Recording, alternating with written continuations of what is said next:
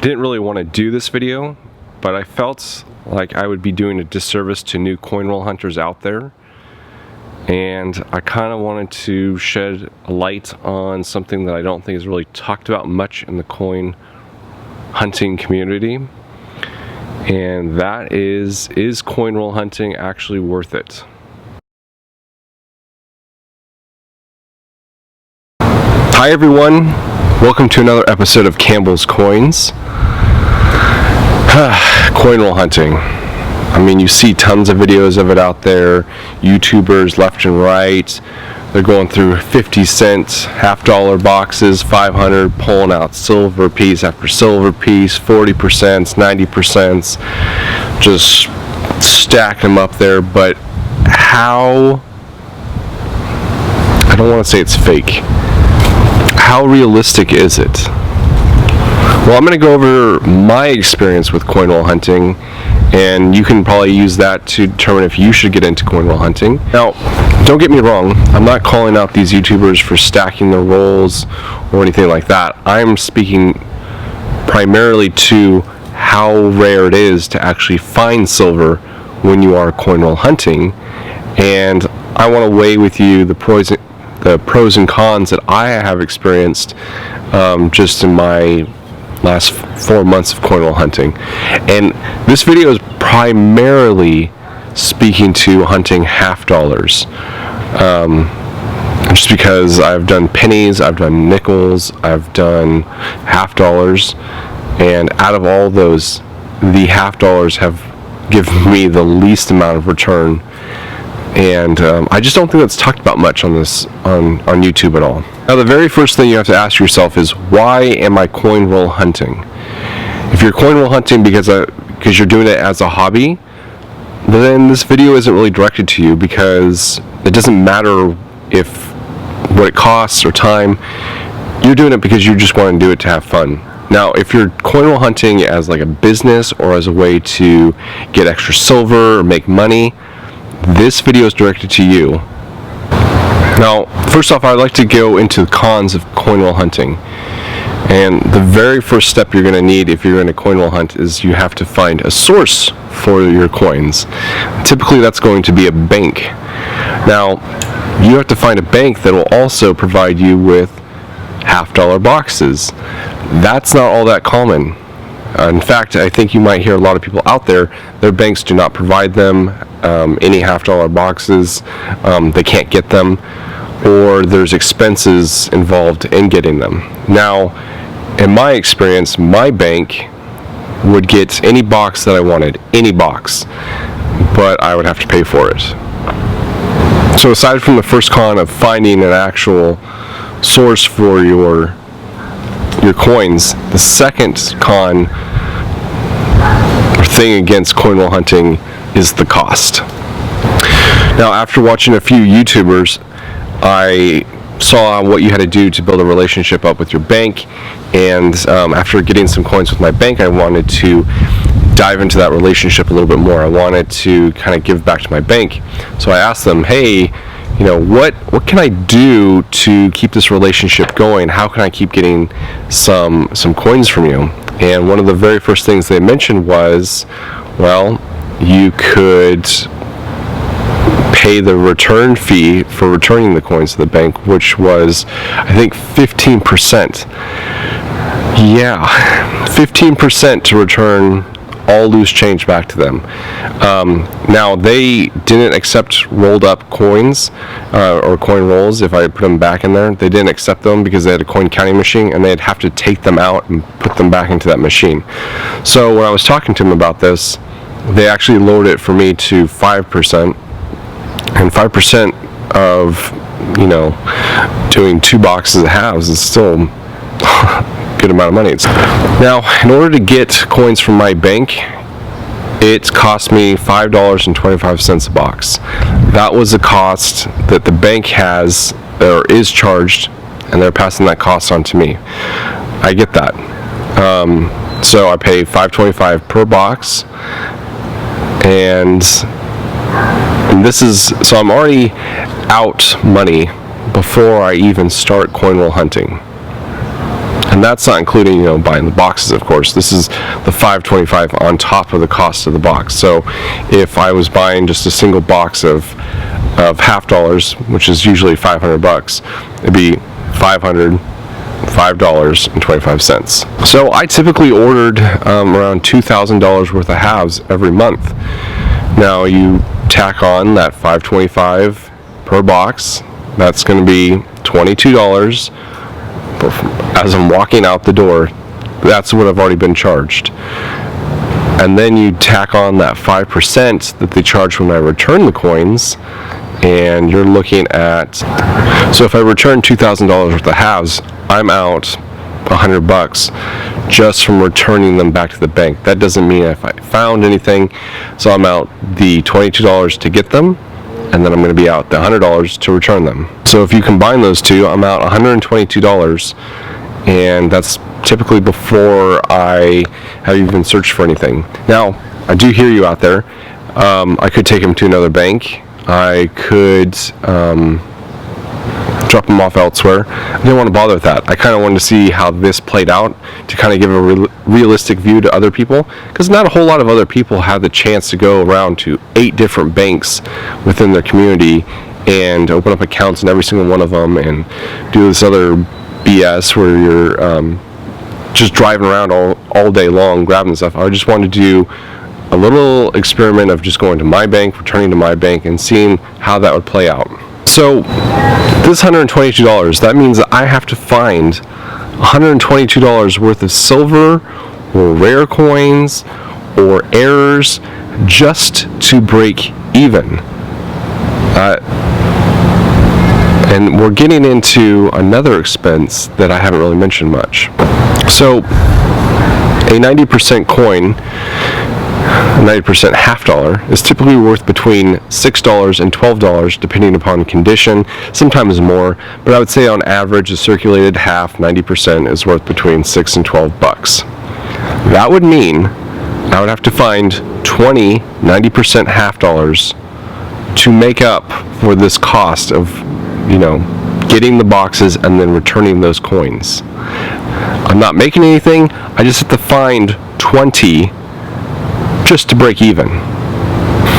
Now, hearing that information and maybe seeing other people's videos, what do you think the average amount of silver found in those coin roll hunts is? I can guarantee you it's nowhere near 20 90% rounds. Majority of those are going to be 40% silver pieces, and they might have a few 90% here or there.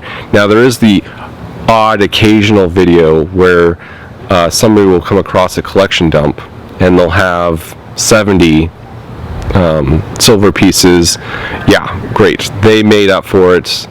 They made up for that 122 cost easily. But most of the videos are not like that, and those are the ones I'm talking about. Like, I would just say that the average amount of silver found per box is 5 40% pieces. Now let's get into error coins a little bit. Let's say out of this $1,000 box of halves, or the 2 boxes of equaling $1,000, let's say you found an error coin. What would that error coin go for? Well, all you have to do is really look up on eBay for 50-cent errors and what they've sold for.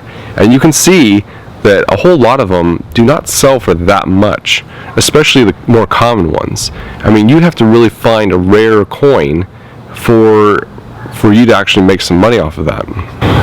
Some error coins go for hundreds, even thousands of dollars. However, the majority of these error coins go from $2.50 to $15. Now let's break this down a little bit more.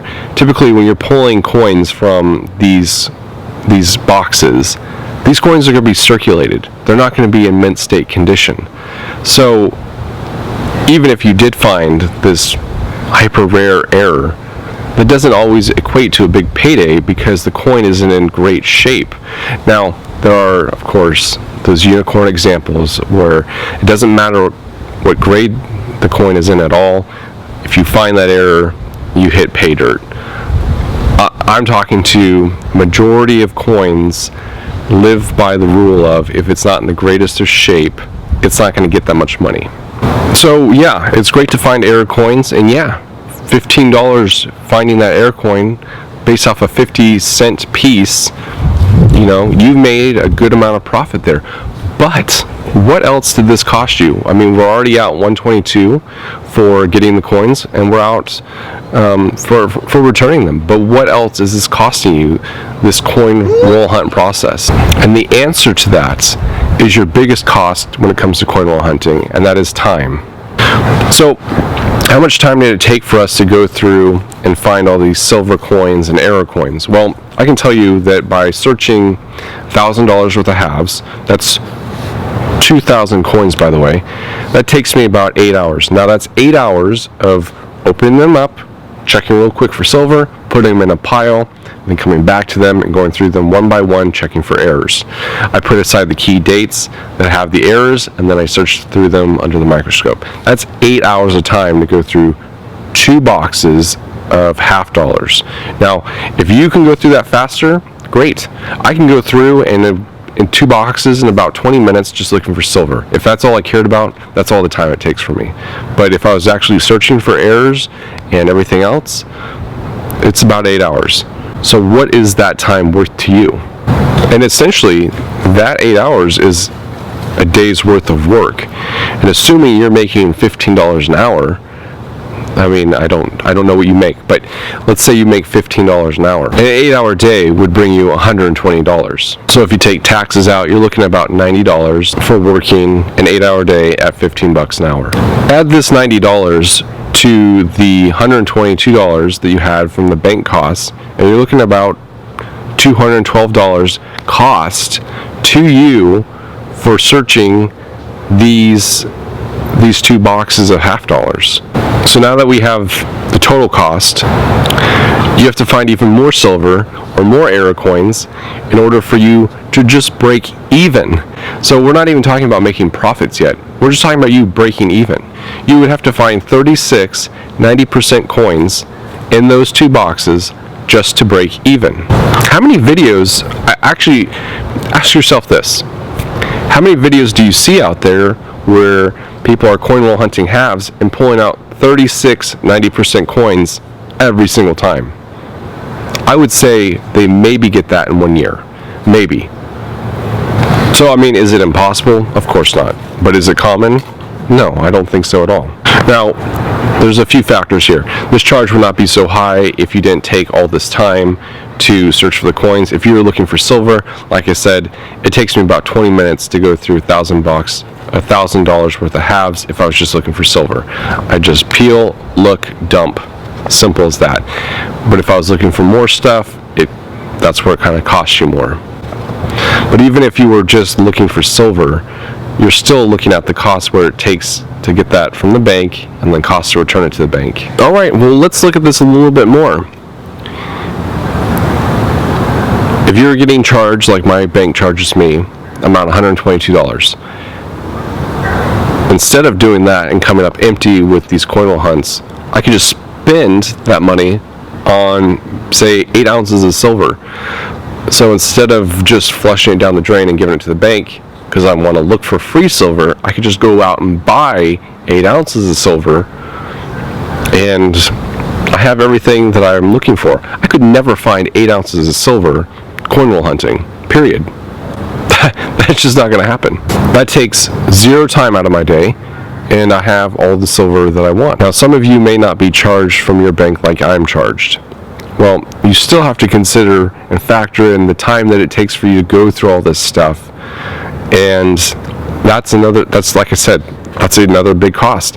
Instead of spending all that time searching these coin rolls, you could be just taking that money that you would earn from working and just buy physical silver. $90, if you were earning $15 an hour and an 8-hour day, that's $120 minus tax. You look at $90. You can put that towards 5 ounces of silver easily. Now, I'm not saying that it's not possible to make money coin roll hunting. It is, but it would take an immense amount of time and diligence to actually scrape a living out of it. And you would have to have a large number of banks lined up and just be doing this all the freaking time, all day long, just pouring through boxes and boxes and boxes and boxes of silver. Now, if your job pays you even more than the $15 an hour, this is even less worthwhile for you to get into because it's costing you more time-wise. Time that you could have spent working, you could have bought more silver than you would have ever found coin roll hunting.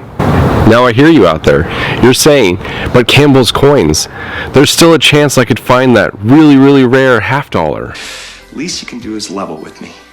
What are my chances? Not good.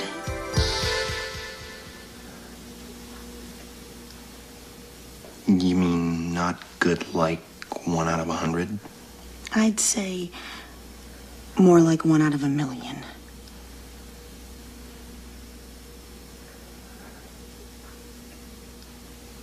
So you're telling me there's a chance? Yeah! Yeah, there's a chance, but how likely is it? I think that's the big question you kind of have to ask yourself. You see a lot of people posting videos on YouTube of the stuff that they find, but I don't see a whole lot of people posting the skunked boxes that they have. I have, because I kind of wanted to show people that it's not all about finding anything. There's been boxes that I've had that I didn't find jack squat. So it's just a matter of, you may see all the positive out there because that might be what people are posting, but you don't see all the bad boxes that people had to go through to get that one box that they posted on YouTube. Now, before I finish up wrapping up this video, I have a few more points.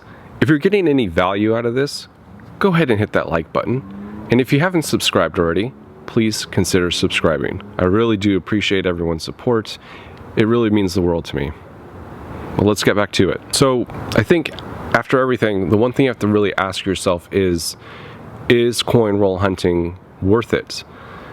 And I would implore you to look at the factors and the reasons I listed above. Do you have all these things kind of going against you? Are you finding a whole bunch of silver to make up for all the costs that you're going to have to pay? If you're just doing this as a hobby and you don't really care about the cost, then keep doing it. That's one of the pros of coin roll hunting, is it is immensely fun to see what you could possibly find. It's always that hope of finding something, and it's an incredible feeling. So as I said before, if you're getting into coin roll hunting, don't get into it with these pie in the sky type, this attitude. Just get into it knowing that you're just doing it for fun, especially $half. Just go into it with that mindset. If you're going into it with the mindset of you're going to be making money, I would rethink a lot of things there. Now, my opinion on coin roll hunting changes completely when we're talking about pennies and nickels. I think that coin roll hunting pennies and nickels is worth it entirely. It's cheap getting the boxes of $5. Excuse me, a box of pennies is $25. A box of nickels is $100. That, for a newbie coin roll hunter, that's very attainable. $500 box of $half, not really attainable. And you have to, if you're getting multiple boxes, that is going to add up. Yeah, you're returning it back to the bank. It's going right back into your checking or savings account. Very true. But still a huge chunk of change coming out versus what you're putting back in. How much profit are you putting back in after all of that?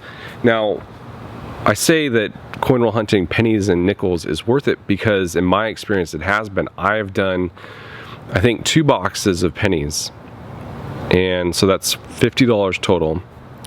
And so far I've probably gone through just half a box and I found about $400 worth of air coins.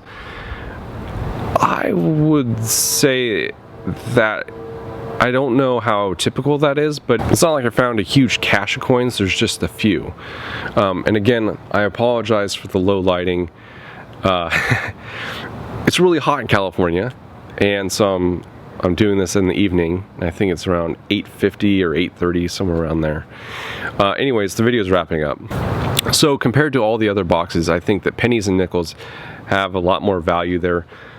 There also happens to be more of those coins. There are billions upon billions, if not trillions, of pennies out there, and a very, very large amount of nickels as well, billions and billions and billions, and that means there are that many more errors, that many more varieties, and you can find silver coin roll hunting nickels. A whole lot of people don't know that. Those are the war nickels, and they have 35% silver in them. So if you find those, hang on to them because you have silver right there. I think that wraps it up. The sun's going down. The sun's going down. The sun's going down. It's getting really low. The sun's getting low. Would you stop saying that? It's getting very dark. I think that covered all the points for coin roll hunting. So to recap really quickly, if you're gonna do half dollars, just have the understanding that you're gonna be doing it for fun, that you're not gonna be making a whole lot of money there. At least in my experience, you're getting charged way more than you're bringing back. Coin roll hunting pennies and nickels, on the other hand, I think is very much worth it. Go for it. I think that it's very cost effective, and what you get out of each box more than makes up for it. And pennies, there's so many different things with pennies. Oh my God, there's so many errors that it's just amazing. So that does it. This is Campbell's Coins. Thank you so much for watching, and that is my 2 cents.